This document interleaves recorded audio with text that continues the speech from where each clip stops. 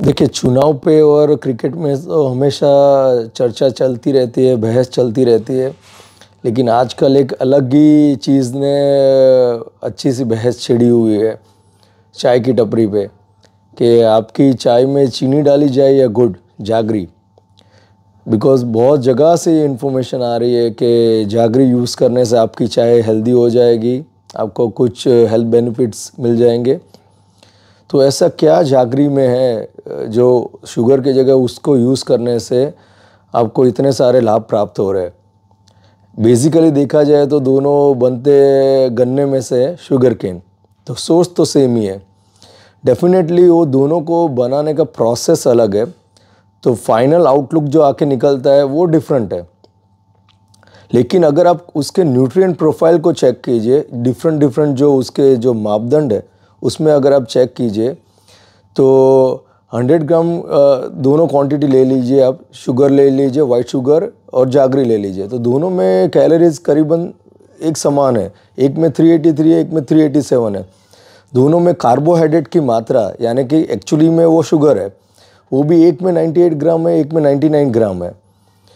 तो ऐसा क्या डिफरेंस है वो दोनों में? इवन आप जब वो खाते हैं तो आपकी बॉडी में जो ब्लड शुगर लेवल इंक्रीज होता है, जिसको हम ग्लाइसेमिक इंडेक्स बोलते हैं, उसका अंक भी एक समान है, 65 to 80 औसतन।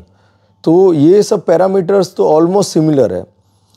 लेकिन अगर आप शुगर को देखें तो जागरी के कंपैरिजन में वो थोड़ा सा रिफाइंड वर्जन है।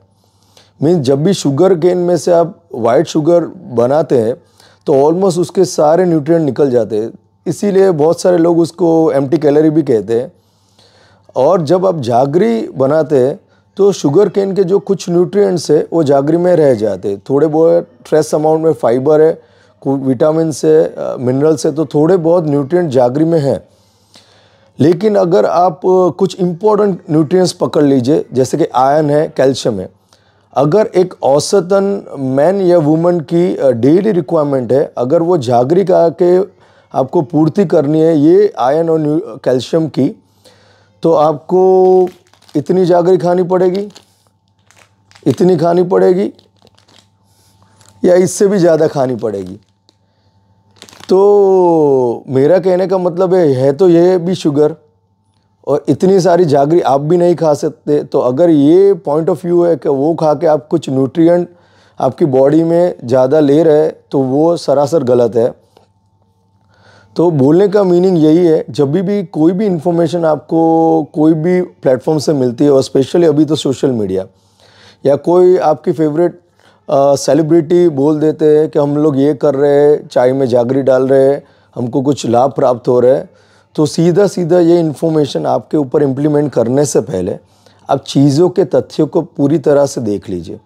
अगर वो तथ्य आप बराबर से समझ पाएंगे तो आप समझ पाएंगे कि दोनों में कोई अंतर नहीं है और दोनों ही शुगर है। और स्पेशली जो डायबिटिक पेशेंट है, जो मधुमेह की बीमारी से पीड़ित है, उन लोग को तो डॉक्टर के परामर्श के अनुसार बहुत सीमित मात्रा में ये दोनों चीज़ों का सेवन करना चाहिए।